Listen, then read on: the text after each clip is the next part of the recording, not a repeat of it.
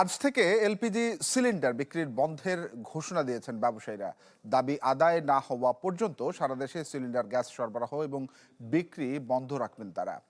বুধবার সন্ধ্যাতে পরিবেশক এবং খুচরা বিক্রেতাদের জন্য এমন নোটিশ জারি করেছে এলপিজি ব্যবসায়ী সমিতি। আর এতে বলা হয়েছে সব কোম্পানির প্ল্যান্ট থেকে এলপিজি উত্তোলনও বন্ধ থাকবে। আর এর আগে জাতীয় প্রেস ক্লাবের সামনে সংবাদ সম্মেলনে নিজেদের দাবি তুলে ধরে সমিতি। আজ বেলা ৩টাতে বাংলাদেশ এনার্জি রেগুলেটরি কমিশনের সঙ্গে তাদের বৈঠকের কথা রয়েছে। দাবি মানলে শুরু হবে সিলিন্ডার বিক্রি। আর সংগঠনের নেতাদের দাবি, আমদানির সমস্যা দূর না করে অভিযান চালিয়ে পরিবেশকদের হয়রানি করছে কর্তৃপক্ষ।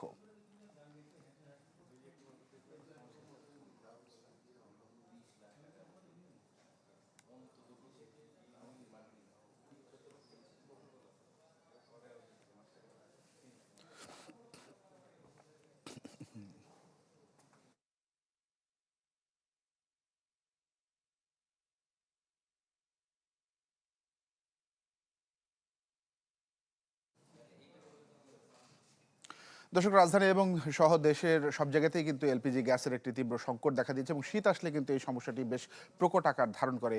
এই বিষয়টি নিয়ে আমাদের সহকর্মীদের সঙ্গে কথা বলবো। আসলে এই সংকটের পেছনে যে পাল্টাপাল্টি অভিযোগ এবং আপনারা যেটি বলছিলেন যে আজ থেকে কিন্তু তারা বন্ধ রাখবেন, আমাদের তিনজন সহকর্মী যুক্ত হয়েছেন রাজধানী এবং রাজধানীর বাইরে থেকে। শুরুতে মরিন, আপনার কাছে জানতে চাইবো, এই যে ব্যবসায়ীদের অবস্থান এবং তারা যে বিক্রি বন্ধের ঘোষণা দিল, সব কিছু মিলিয়ে আসলে পরিস্থিতি কোন দিকে যাচ্ছে, কি আজ করতে পারছেন? পাপরিকা আর মেক্সিকান মশলার মাইন্ড ব্লাস্টিং ফ্লেভারে ডিটোস পার্টি হবে জোস যদি থাকে ডিটোস। সকাল থেকে আমি কারওয়ান বাজারের প্রত্যেকটি এলপিজির দোকানে গিয়েছি। প্রত্যেকটি দোকানেরই কিন্তু শাটার নামানো এবং কোনো দোকানেই এলপিজি গ্যাস বিক্রি হচ্ছে না। এবং আপনি জানেন বিইআরসি প্রতি মাসে আসলে এলপিজির মূল্য সমন্বয় করে, যেখানে গত জানুয়ারির 4 তারিখ শেষ মূল্য সমন্বয় করা হয়েছিল 1253 টাকা। এরপর থেকে কিন্তু এলপিজির মূল্য অস্বাভাবিকভাবে বেড়ে গিয়েছে, ভোগান্তি হয়েছে ক্রেতাদের।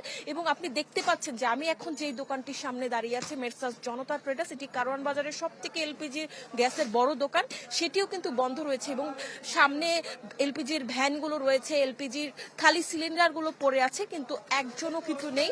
এবং ব্যবসায়ীরা যারা আছেন তারা আসলে আমাদেরকে একটু আগেই ছিলেন, তারা জানিয়েছেন যে তারা আজকে সকাল থেকে কোনো ধরনের এলপিজি গ্যাস বিক্রি করবেন না, কারণ তাদের দাবি যে শেষ যে বিইআরসি দাম সমন্বয় করেছেন, সেই দাম সমন্বয়টি তাদের সাথে আলোচনা না করেই করা হয়েছে। সেই কারণে তাদের আসলে এই ক্ষোভ, এবং তারা বলছেন যে সংবাদ সম্মেলন যখন করবে তখন তাদের সাথে আলোচনা করে যদি সে সমন্বয় না করা হয় তাহলে আসলে তারা দোকান খুলবেন না এবং এলপিজি গ্যাস বিক্রি বন্ধই থাকবে। এখান থেকে এই ছিল সর্বশেষ। মরিন, ধন্যবাদ আপনাকে। দর্শক, আমরা একটু রাজবাড়ির খবর জানবো। সুমন বিশ্বাস রয়েছেন আমার সঙ্গে। সুমন। তানভীর, আমি সকাল থেকে বেশ কয়েকটি খুচরা দোকানে ঘুরেছি, তাদের দোকান খোলা আছে। তারা যেটি বলছে যে আমরা গ্যাস বিক্রি বন্ধ, এই বিষয়টি আমরা জানি না, আমাদের কাছে গ্যাস নেই কেন সেই প্রশ্নের উত্তরে খুচরা ব্যবসায়ীরা বলছে যে ডিলার তাদের চাহিদা মতো এই গ্যাস সরবরাহ করছে না। আমরা সকাল থেকে বেশ কয়েকটি দোকানে গিয়েছি এবং খুচরা ব্যবসায়ীদের সাথে কথা বলেছি। তারা আরেকটি যে অভিযোগ করছে যে এর আগে ডিলার যখন গ্যাস দিত তখন সরকার নির্ধারিত দামে তাদের দিত না, তার থেকে বেশি দাম নিত এবং এই গ্যাস খুচরা ব্যবসায়ীদের কাছে ডিলার বিক্রি করার সময় কোনো রসিদও দিত না। এইভাবেই চলছিল, কিন্তু গত 10 থেকে 15 দিন ধরে ডিলার পর্যায় থেকে তাদের গ্যাস সরবরাহ একদম বন্ধ রেখেছে। ফলে অধিকাংশ দোকানেই বলছে যে তাদের এই কিন্তু গ্যাস নেই। ফলে আমরা সকাল থেকে দেখছি যে এই যারা ক্রেতা তারা এসে কিন্তু ফিরে যাচ্ছে এবং যারা বিশেষ করে এই শহর পর্যায়ে বহুতল ভবনে থাকে তারা যেটি বলছে যে তাদের গ্যাস সংকটে কিন্তু রান্না অনেক বন্ধই প্রায়। তারা যেটি বলছে যে তাদেরকে রেস্টুরেন্টে খেতে হবে, এই অবস্থা যদি দ্রুত নিরসন না হয় তাহলে কিন্তু তাদের সংসারে অন্যরকম পরিস্থিতিও সৃষ্টি হচ্ছে। এর কারণ রান্না না থাকলে রেস্টুরেন্টে খাওয়া একটা ব্যয়বহুল পর্যায়। তবে আমরা বেশ কয়েকজন যে খুচরা ব্যবসায়ী তারা কেউই কিন্তু বলছে না যে গ্যাস বিক্রি তারা বন্ধ রেখেছে বা তারা কোনো নির্দেশনা মেনে চলছে। তারা যেটি বলছে যে ডিলার পর্যায়ে সরবরাহ করলেই তারা গ্যাস বিক্রি শুরু করবে। এবং যে সিলিন্ডারগুলো আমরা দোকানে এসে দেখছি প্রত্যেকটি কিন্তু পুরাতন সিলিন্ডার। এবং এই খুচরা ব্যবসায়ীরা এমনটিও বলছে যে তারা ডিলারদের সাথে যোগাযোগ করেছে, ফোন করেছে, তাদের কাছেও যাচ্ছে, কিন্তু ডিলার পর্যায়ে থেকে এ বিষয়ে কোনোই সাড়া দিচ্ছে না। এই ছিল মূলত রাজবাড়ির জি পরিস্থিতি। সুমন, ধন্যবাদ আপনাকে। দর্শক, হারুনুর রশিদ যুক্ত হয়েছেন জয়পুরহাট থেকে, জানবো সেখানকার পরিস্থিতি। হারুন। তানভীর, এমনি তো কনকনে শীত, মানুষ তো একদম জনজীবন বিধ্বস্ত অবস্থায় পড়ে গেছে। এর মাঝে কিন্তু এলপিজি গ্যাসের যে সমস্যা, এতে কিন্তু চরম ভোগান্তিতে পড়েছে জয়পুরহাটবাসী।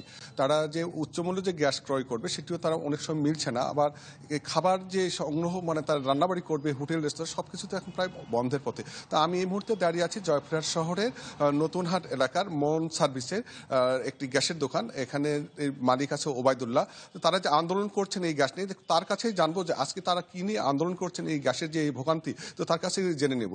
তো আপনি যদি একটু জানাতেন যে আজকে এই গ্যাসের যে সমস্যাটা, কি নিয়ে আপনাদের এই সমস্যাটা, আপনারা এই আন্দোলনটা করছেন এবং গ্যাস বিক্রি বন্ধ রেখেছেন। আচ্ছা, আমাদের সমস্যাটা হচ্ছে সরকার নির্ধারিত মূল্য এনার্জি রেগুলেটরি কমিশন যে রেট দেয় 1306 টাকা এই মাসে, কিন্তু আমরা আসলে ওই রেটে গ্যাস পাচ্ছি না। আমাদের কোম্পানি পর্যায় থেকে ডিলার পর্যায়ে গ্যাস আসে, তারপর রিটেলার পর্যায়ে। আমাদের এখানে কোম্পানি থেকে আসার পরে যে খরচটা পড়ে সেটা আসলে সরকারি রেটের সাথে সমন্বয় হচ্ছে না। এখন সরকার আমাদের সাথে কোনো যোগাযোগ না করে সরকারিভাবে একটা রেট দিয়ে দেয়, অথচ কোম্পানি এবং পরিবেশক এবং রিটেলার পর্যায়ে এই রেটের কোনো সমন্বয়হীনতার জন্য আমরা ন্যায্য মূল্যে আমরাই গ্যাস পাচ্ছি না। আমরা রিটেল খুচরা পর্যায়ে গ্রাহকের কাছে কিভাবে ন্যায্য মূল্যে গ্যাস দেব? আসলে এখানে সরকারের উচিত হবে যে আমাদের কোম্পানির সাথে, কোম্পানির পরিবেশক সহ, কোম্পানির মালিক পক্ষ সহ সবার সাথে বসে একটা সমন্বয় করে নতুন একটা রেট দেওয়া, যেই রেট অনুযায়ী জনগণ গ্যাস পাবে এবং এখানে আমাদের কোনো ভোগান্তি হবে না। কোনো মোবাইল কোর্টের মাধ্যমে, পরিচালনার মাধ্যমে আমাদের যে জরিমানা করা হচ্ছে, সারা দেশ জুড়ে বিভিন্ন জায়গায় বিভিন্নভাবে জরিমানা হচ্ছে, এটা যাতে না হয় আমরা এই দাবি। ধন্যবাদ। তো এখানে যেটা জানাচ্ছিলেন যে তারা এখানে গ্যাস ক্রয় করছেন, তারা মেমো পান না, এবং এই কারণেই কিন্তু তারা যে গ্যাস বিক্রি করতে গ্রাহক পর্যায়ে তাদের সমস্যা হচ্ছে। তো এই ছিল জয়পুরহাটের হারুন রশিদ, ধন্যবাদ আপনাকে আমাদের সঙ্গে যুক্ত হওয়ার জন্য। দর্শক, আমাদের তিনজন সহকর্মী জানাচ্ছিলেন এলপিজি গ্যাস সংকটের খবর।